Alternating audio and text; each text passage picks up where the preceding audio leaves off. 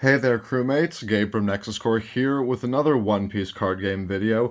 Finally, hopefully, up to some form of consistent upload schedule because I instead of going over the cards from set three, I decided to chase a fat W. So I went to this weekend's Treasure Cup at Long Beach, where I was able to win the Tony Chopper and a full box, which I'm very happy about. Mostly this very pretty chopper, though. I went 6-0 undefeated in the side event, so I did technically go undefeated. So that's worthy of it. I didn't actually enter the main event because I didn't feel like spending $30 just to scrub out, but given my record, maybe I should have. So we're gonna keep the trend going of me winning events with Kid. I decided to enter with Kid because it was the deck in terms of list, I'm the most confident in, or is at least the most consistent. I was a bit worried about not drawing Onigashima because confirmation bias, I was not drawing it a lot in previous games, and you don't have a problem like that with Kid. I'm don't have kind of the same feeling about Perona with Doflamingo. I'm not confident in my Zoro list, to at least enough to enter, or I'm actually quite confident with the Kid list. So he once again took me to victory in the event. So I now have the fun super pre-release winner Luffy, thanks to the same Kid, and now I have Chopper to go alongside it. So without further ado, I'm gonna go over the deck that I entered with, because after going undefeated with it, I felt like this was worthy of the first in-paper deck profile for the channel, because I had actually yet to actually do that, I'm realizing. So I have built a lot of decks out of set one. Hopefully I'll actually upload content regarding them, but without further ado, I'll go into the actual list. Again, leader is going to be the Super Pre-Release Kid, because I did enter the Super Pre-Release. Fantastic card. I rarely used his effect more than once in a game. There were a couple games where I did use it too, maybe one game where I used it 3 times. So it's absolutely put in work. I mean, there isn't another leader worth putting in its place, so what would I be swapping it with? But that definitely great. So I also, because I won, I wanted to do my boy justice, so I did decide to pick up the alt art copy of the 8-drop Kid. I didn't have it going into the event, but I do run 4 copies of the 8-drop Kid. I run 4 of it because it is so good in that you really do want to see it. I think it's going to get cut once we get stuff like set 2 with black reducing the cost, but it is so strong. And once you get the right setup for it, it is basically unanswerable. I had it set up against a Luffy player, and because he'd already jet pistoled cards like Hawkins and Okiku, which you'll see in a little bit, he was set up so he couldn't do anything with it.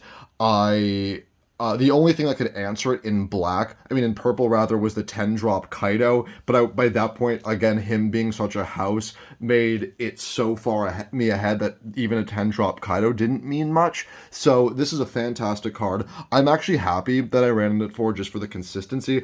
I think as we get more product, I will reduce the copy just because its efficacy will go a bit lower, but I do think it is absolutely a great card, and I do actually am be happy. I don't know how to talk. I am actually glad that I was running it at 4, and I'm glad that I picked up the alt art just to celebrate the fat W's that we continue to take in this house. Next, I did decide to keep in 2 copies of the 7-drop Kid, who I'm actually surprised by how much work he put in.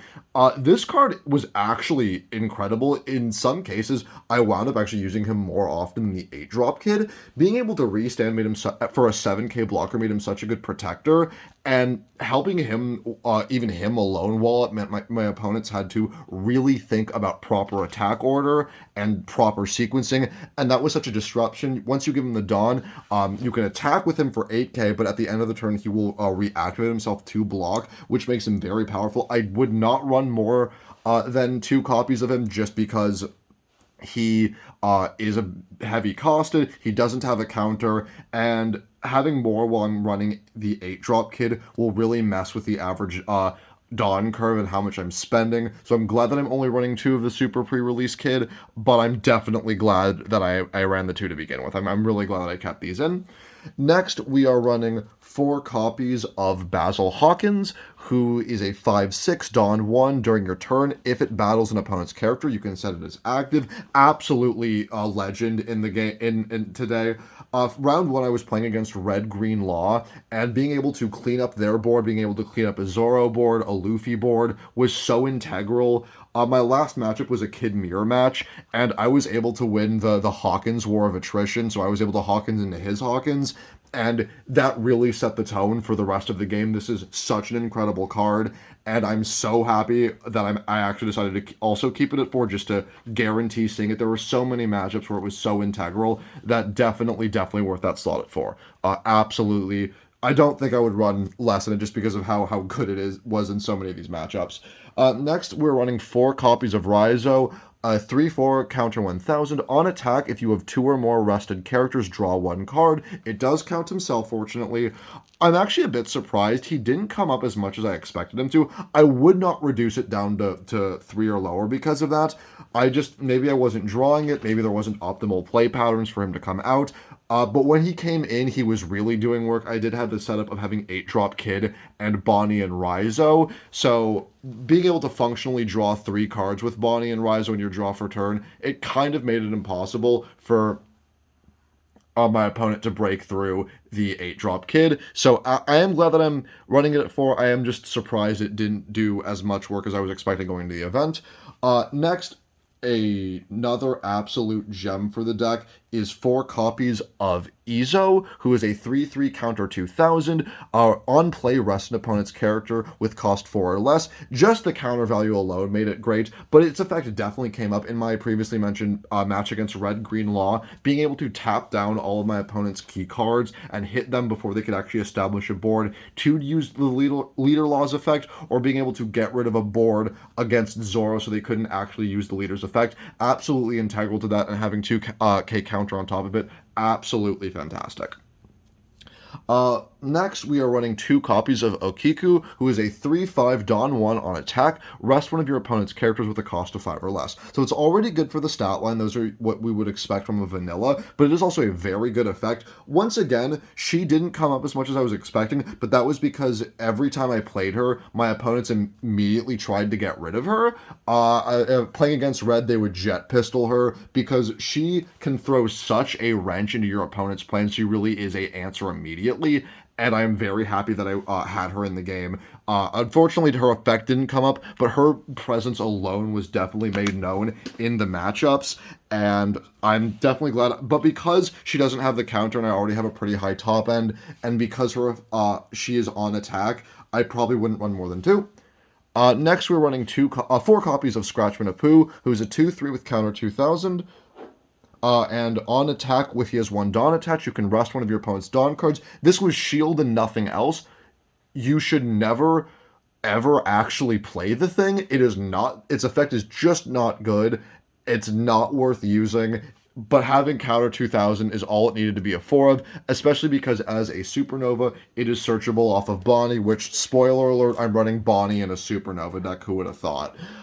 Next, we're running 4 copies of the Blocker Killer, who is a 2/2 counter 1000. Blocker, Dawn 1 on block. If you have 3 or more characters counting itself, you can draw 1 card. Very good. I did get the draw off a couple of times, but just having an additional blocker as security for things like 8 cost it was established, or just having additional blockers in general that are low to the ground is very good. So I'm just glad that it's here. Having the effect for the potential draw really is just icing on the cake.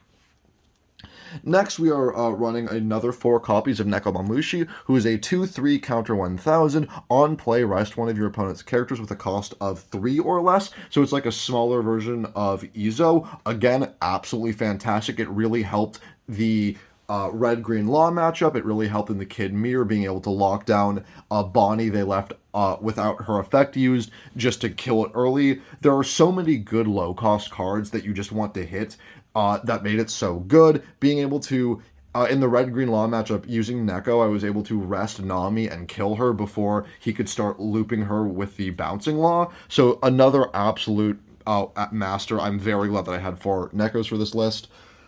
And next, we are running 4 copies of Jewelry Bonnie, 1/1/1. During the main phase, pay 1, rest herself, check the top 5 for a supernova, add it to your hand, bottom of the deck, the rest. I truly don't think there is anything I can say to explain why this is a good card. She was absolutely phenomenal. There were another card in this deck that was kill on sight. There were so many kill on sight cards for this deck, which is part of the fun that I had, just having my opponents have to go after things like Bonnie. So this, absolutely glad that I have her. Being able to search out the 8-drop Kid or the Hawkins when needed, very, very good. So very, very glad that we have Bonnie, and she's the pre-release one from that deck that I also won with.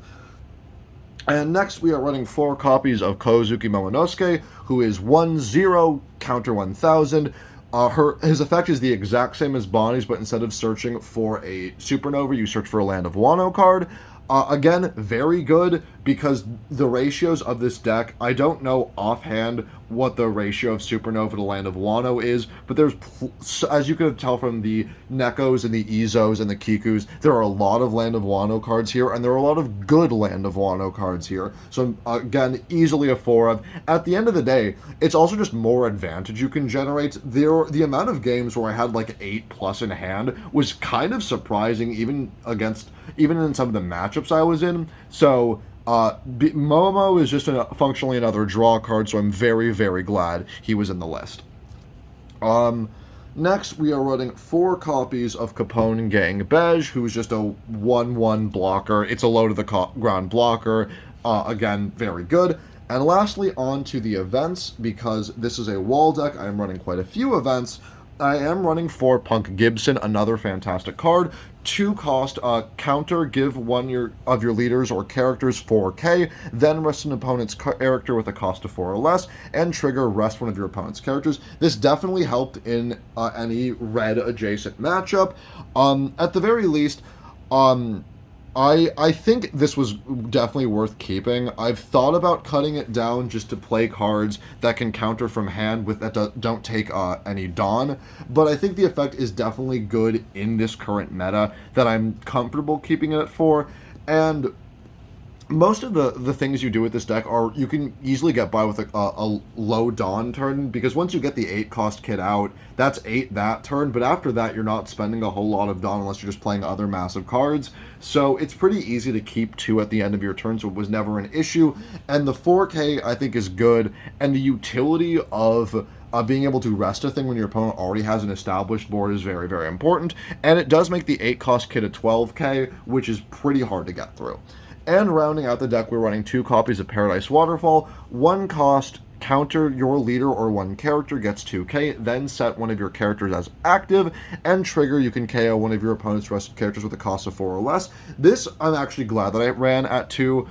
One of the plays that I really enjoy is using Paradise Waterfall on the 7-cost Kid, because you block for 7 and use Waterfall to block for 9, which is very hard for things to get through, and then you stand that Kid and then just block with it again that turn. They have to get through a 9 and then a 7 at least for both of those, which is a very good combo. And it's also searchable off of Momo because it is a Land of Wano card, so that I think really sealed it for me. And it's a 1 cost for 2k and a good ability, because you can also use it to protect cards that you don't want to die. I was actually in a situation where my opponent had 1 attack to hit Kid, the 8 Kid, and I actually just used it to stand Kid because I wanted to keep Kid for the 9k attack next turn, and I just let my opponent swing at life because they had no other targets. So using it as a pseudo protection, just so your opponent can't attack that card for the rest of the turn, is pretty good utility. So I think the big things talking about are what I'm not running. I'm not running the 5-cost law, the blocker law, because while there are cards that I run that have on plays, I really don't think there is enough to justify it. If I was running a pure Supernova and I scrubbed some of the Wano stuff, and I would run that and the 3-cost killer just to go for a more control-oriented route. But I really don't think in the Land of Wano Supernova hybrid deck it really pulls its weight. I just don't think it's necessary. It's also a 5-cost. And the Dawn curve, of this deck isn't insanely high, but because we have 4 Hawkins, 4 8 kids, and 2 7 kids, running the 5 drop law would really mess with the curve of the deck's cost. So I'm really not into that. Uh, Yamato, I hate Yamato. I just think it's too slow. Its power is too little for it to be worth it. I was in the kid mirror. My opponent was playing Yamato, and it was threatening in that I had to consider it, but I was never nervous about it hitting. I wanted to block it because I don't want to get banished and double attacked. But I was never like, oh, in a situation where I thought, oh, this might actually hit me. What am I going to do? I think it's very easy to block it. And when you have cards, like all the blockers the deck has, but also Hawkins to guarantee that card stays down, it really saves everything. I just don't think Yamato is necessary. The only changes I would consider would be maybe a reduction on the 8 cost kid, because I was drawing it quite a bit, and I was never in a position where I wanted to on board. I really was using kid as discard fodder for the leader kid's restand about as often as I was using 8 cost kid on board. So I have considered dropping it for that, and in place I'd probably run just more counters. I might run the 4 cost Beppo just because it has 2k counter and it's just more protection, because there is a decent amount of cards without counter. There's plenty of blockers, so I'm not worried by that fact, and I also have the events to double up. But I mean, nothing in the main deck I felt was missing per se. If I wasn't going to replace it with the Beppo, I might replace it with the starter deck killer, the on-play KO something, just because I do run Neko, and Neko plus that killer for the KO is decent.